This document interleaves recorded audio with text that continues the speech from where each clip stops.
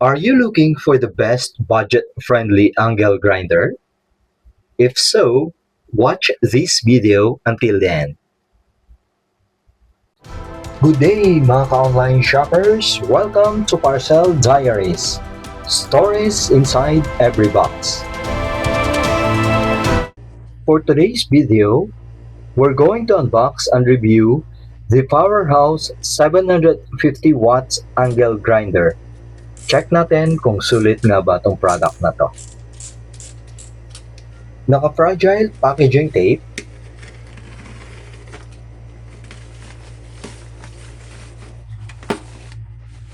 naka-bubble wrap din. Medyo hindi maganda ang packaging ng product.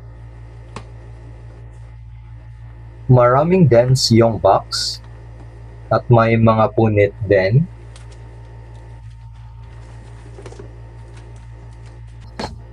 Let's see what's inside. May kasama ng cutting disc,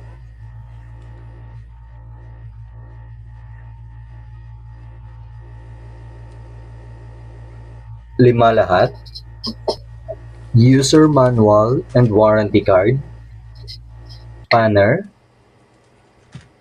dalawang brush, safety guard, side handle, and the angle grinder itself.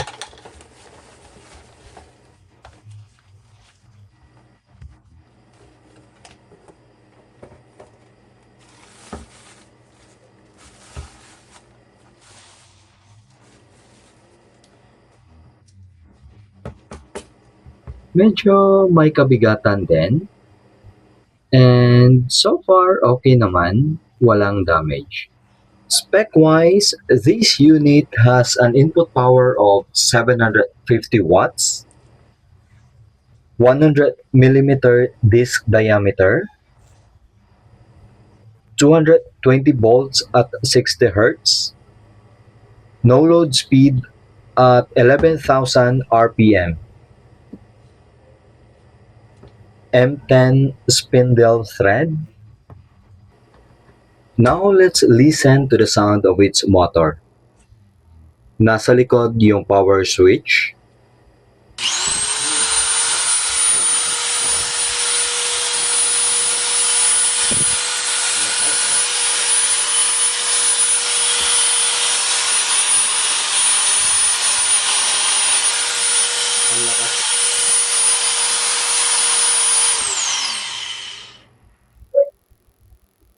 Alright, let's test the unit outside.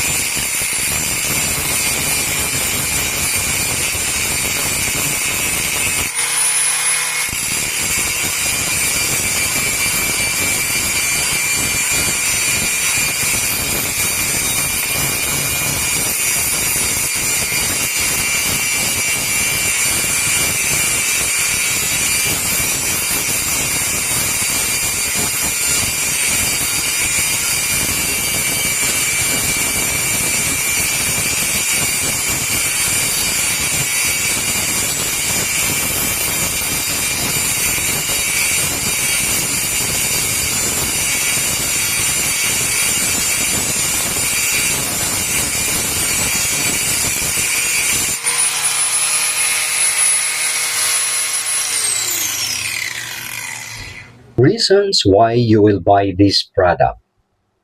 Very affordable ang presyo. Nakuha ko lang ito sa halagang 676 pesos sa Shopee, kasama na yung voucher at free ang shipping fee papunta dito sa Davao. Easy to use, maganda ang design, at komportable hawakan. Tamang-tama lang ang bigat. Maganda ang tunog ng motor at sulit naman ang build quality at kayang-kaya nito ang mga basic cutting and grinding tasks. Bagay na bagay ito for DIY and home use. Reasons not to buy this product.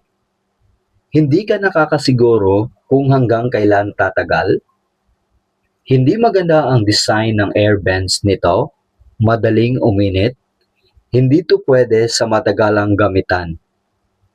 So, if you're looking for a cheap but capable angle grinder para sa mga home projects, repairs, and DIY works, pwede na tong produktong ito. But for heavy professional users, mas mainam na bumili kayo ng mas powerful product from trusted brands. Thank you for watching. Sana kahit papano ay may natutunan kayo sa videong ito. Kung nagustuhan niyo ang videong ito, please don't forget to hit the like button, subscribe, and click the notification bell icon as well para updated kayo sa mga susunod ko pang video. Bye for now and shop wisely mga ka-online shoppers!